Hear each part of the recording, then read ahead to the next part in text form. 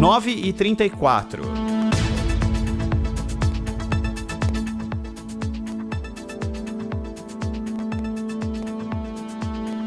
Nós vamos conversar aqui na Rádio Bandeirantes agora sobre um assunto que você deve ter ouvido falar, deve ter lido, deve ter visto, sobre grandes empresas ou nomes que fazem parte do seu imaginário e que se meteram numa outra expressão, que é a recuperação judicial. Nós vamos conversar com o Carlos Caixeta, que é economista e consultor empresarial, conversar um pouquinho sobre esse assunto. Caixeta, como é que vai? Bom dia.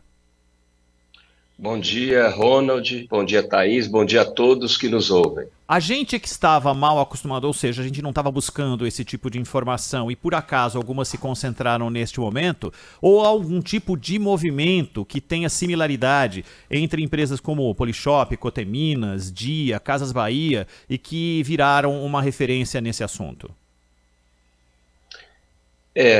Nós estamos passando por um momento muito difícil, principalmente para as empresas que se acostumaram a ter recursos financiados por recursos de terceiros, por bancos, a juros mais baixos, né? Então, uma realidade de 4 anos atrás, onde as nossas taxas de juros eram mais baixas, e essas empresas tinham recursos abundantes para financiar suas operações. E essa realidade mudou drasticamente.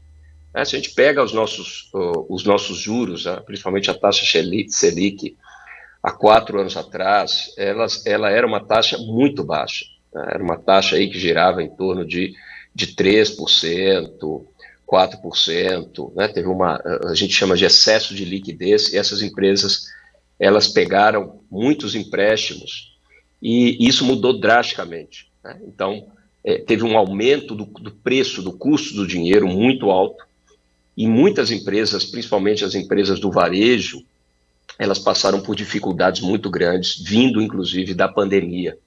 Então teve uma mudança drástica. A pandemia, ela provocou uma dificuldade, uma mudança de contexto interno e externa, e várias empresas não conseguiram se recuperar dessa estrutura até hoje, né? Então nós temos hoje uma quantidade de recuperação judicial, né, que é um esgotamento por absoluta incapacidade dessas empresas de pagarem os seus endividamentos, né, queda na demanda dessas empresas, né, as empresas não estão conseguindo vender nos níveis que vendiam antes da pandemia, estão pagando muito juros em função dessas dívidas, não conseguem pagar nem parte dessas dívidas, então elas estão com a demanda muito baixa, pagando muitos juros, então chega um momento que elas simplesmente não conseguem pagar, e para proteger essas empresas, dos credores, fala, olha gente, eu não consigo pagar, elas fazem a recuperação judicial, que é um tempo que elas têm, garantido pela justiça, para se reestruturarem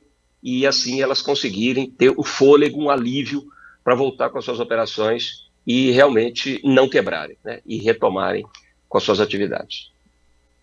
Agora, Carlos Caixeta, queria te perguntar o seguinte, quais são os fatores que acabam determinando se a recuperação judicial tem ou não bons resultados para a empresa, a partir do momento em que ela é decretada? O que tem que se analisar? Porque, às vezes, a empresa consegue, de fato, retomar a sua operação saudável, mas, infelizmente, às vezes não, né? Aí, Thaís, o que acontece? A recuperação judicial, ela é um tempo, né? A empresa tem 180 dias, ela tem 6 meses, ali ela ganha 6 meses para se reestruturar. Sendo estendido por mais 6 meses depois, né? Eu sou o cara da gestão, né? A parte jurídica, né, com todo respeito aos meus colegas advogados, é a parte mais fácil. A parte mais difícil é a parte da gestão, porque a empresa precisa, de fato, se reestruturar. É aí que eu entro, né? Aí é que a parte é mais difícil, porque ela tem que cortar custos, ela tem que reestruturar toda a sua parte financeira, rever com os seus fornecedores, ela tem que fazer uma mudança profunda em toda a sua estrutura de negócios. Então, se a empresa pediu recuperação judicial para ganhar tempo, e 80% faz isso, ela não consegue prosperar. Ela ganha tempo e logo depois, na sequência, ela quebra. Porque depois de todo esse tempo, 6 meses, o prazo jurídico e postergável por mais 6 meses, mas isso dura 2 anos. Se os credores não aprovarem esse processo de reestruturação, o juiz decreta a falência, acabou a empresa. Tá, mas mesmo quando os credores aprovam, se o processo de reestruturação empresarial, de gestão dela não funcionar, a empresa não aguenta e logo na sequência, depois de 2, 3 anos, ela quebra mesmo assim. Então, o processo de recuperação judicial, ele precisa ser pedido, mas antes de pedir isso, a gente já está fazendo ali todo o processo de reestruturação. Então, as empresas que eu conduzo isso, a gente entra, a recuperação judicial faz parte do planejamento estratégico. A gente já vai reestruturando a empresa para depender o mínimo possível de banco, aí a gente pede a recuperação judicial. Então, quando a gente pede a recuperação judicial, o processo de reestruturação ele já começou. A gente só entra com a parte jurídica para ganhar fôlego, a estrutura de mudança da empresa, de toda a sua parte de vendas, de marketing, de renegociação com fornecedores, ou seja, um modelo de gestão da empresa, ele já está acontecendo, aí a empresa já é como se ela renascesse em termos de modelo operacional. Aí ela tem chances, porque ela nasce uma outra empresa muito mais enxuta, muito mais propensa na sua competitividade, aí ela tem chance, ela está nesses 20% que consegue se reerguer com competitividade e lucratividade para seguir em frente. Ô Caixeta, me fala uma coisa, qual que é o perfil de empresa mais difícil de aceitar esse tipo de gestão completamente diferente daquela que foi usado como base e que levou a esse cadafalso aí? É empresa familiar? É empresa que teve um processo de startup? Empresa que saiu da Faria Lima e hoje enfrenta os males do atual momento do mercado? Como é que você lida com os perfis diferentes e quais aqueles que mais aceitam a mudança? Ronald, essa sua pergunta, ela é muito boa, viu? Porque a empresa mais difícil da gente fazer isso é a empresa que passou por um grande sucesso anterior. Sabe, porque aí os gestores, eles realmente relutam bastante porque eles pensam que eles deram um azar momentâneo. Então, realmente as empresas que elas não aceitam que aquilo é um processo permanente. Aquele fracasso dela, ela sempre falou assim, isso é uma questão de caixa, isso é momentâneo, caixa, isso vai passar, não entra quando nós não precisamos fazer essa reestruturação.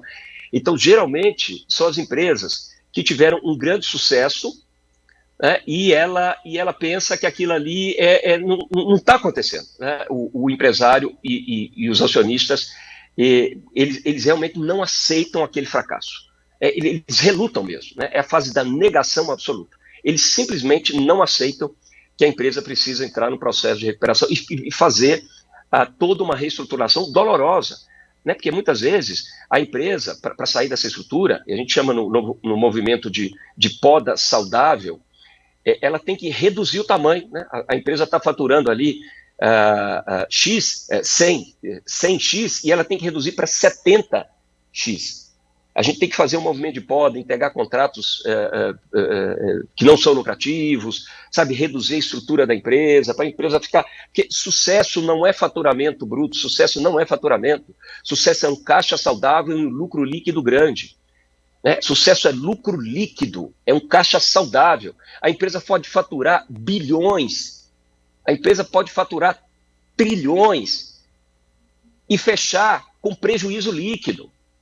Isso não é sucesso. O empresário precisa mudar a cabeça dele. Ele fala muito de faturamento. Ele tem que começar a falar de caixa saudável e de lucro líquido. É isso que a gente precisa mudar essa estrutura.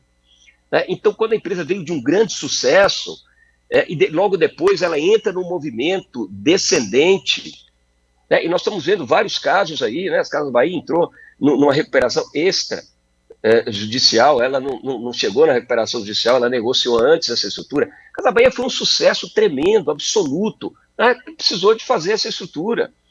Então, assim, o grande sucesso, ela trava, né? Aí é uma resistência muito grande, né? Independe do tamanho.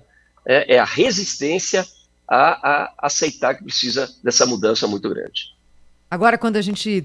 Você citava no começo da nossa conversa, Caixeta, que essa volatilidade dos juros fez com que muitas empresas tropeçassem, porque se planejaram para um patamar Também. e aí, de repente, ele não se confirmou e os juros estão altos já há muito tempo. Como é que a gente faz planejamento de longo prazo em empresa num país tão sujeito a intempéries como o Brasil, hein? É por isso, Thaís, que os nossos executivos são considerados os melhores executivos do mundo. A gente, pela nossa resiliência, pela nossa competência em lidar com cenários muito voláteis. Então, a gente trabalha com cenários, né? E precisa ser rápido para pilotar a empresa nesses cenários voláteis e precisa ter muita lucidez para pilotar a empresa. Então, você tem que correr risco calculado e você tem que fazer essa análise de contexto, essa análise de conjuntura de forma muito cautelosa.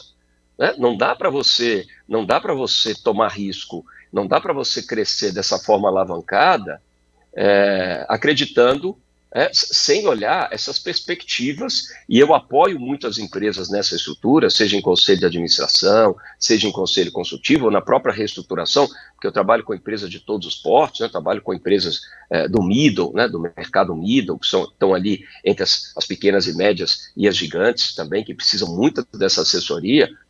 Eu trabalho com empresas de todos os portes. Então não dá para você fazer uma alavancagem e confiar numa estrutura que os juros no Brasil vão ficar baixos por muito tempo. Isso é ilusão. A pessoa que acredita nisso e constrói essa premissa correr um risco muito alto. Então, assim, você precisa construir esses cenários e, ao perceber que essa estrutura está mudando, ajustar rapidamente. A empresa precisa ter reservas de emergência. A empresa precisa ter acesso a capitais dentro do país e as empresas maiores, capitais fora do país. Então, é preciso ter um senso de mudança e tomar as decisões de forma muito rápida. Né? Não dá para confiar na estabilidade no Brasil, de forma que, quando muda o governo está numa direção que tem um viés político numa direção, um governo muda, vai para outro viés político, nós temos que rever tudo rápido, imediatamente, para trocar, né, as questões as nossas premissas, porque a gente sabe que o governo vai mudar. Então, no Brasil, essa pilotagem, por isso que eu digo, nossos executivos são os melhores executivos do mundo, por causa dessa estrutura e dessa rapidez, esse modelo mental que precisa estar coordenando essa estrutura para tomada de decisão no curto, no médio e no longo prazo. Tem que ter rapidez, lucidez e trabalhar com essa perspectiva de mudança de governo e de mudança de contexto muito rápido que nós precisamos ter para sobreviver. Eu falo, gente, é mais do que competitividade. A questão do Brasil é de sobrevivência. Estamos conversando aqui na Rádio Bandeirantes com Carlos Caixeta, que é economista e consultor empresarial. Ô Caixeta, existe um modelo mais fácil de recuperação? O que eu quero dizer é o seguinte, pelo perfil da empresa. Uma empresa de varejo direto, que lida com a venda de produtos do dia a dia, que tem que fazer mídia o tempo todo para falar de promoções e tudo mais, tem algum tipo de característica diferente de outra empresa, uma indústria que produz matéria-prima para que outros trabalhem com essa matéria-prima? Qual é o perfil em que a possibilidade de recuperação é mais rápida ou isso não tem nenhum tipo de influência?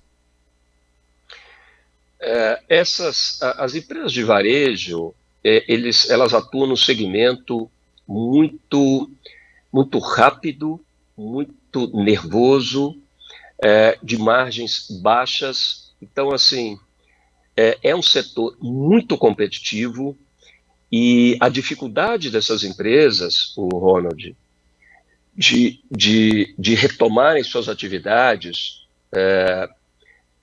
assim, principalmente nesse contexto agora, né, de juros mais altos e, infelizmente, a mudança de contexto internacional, né, com o Banco Central, o Fed, o Banco Central norte-americano, agora colocando as suas taxas de juros mais altas, o que vai levar uma ancoragem em todos os bancos centrais do mundo, não só no Brasil.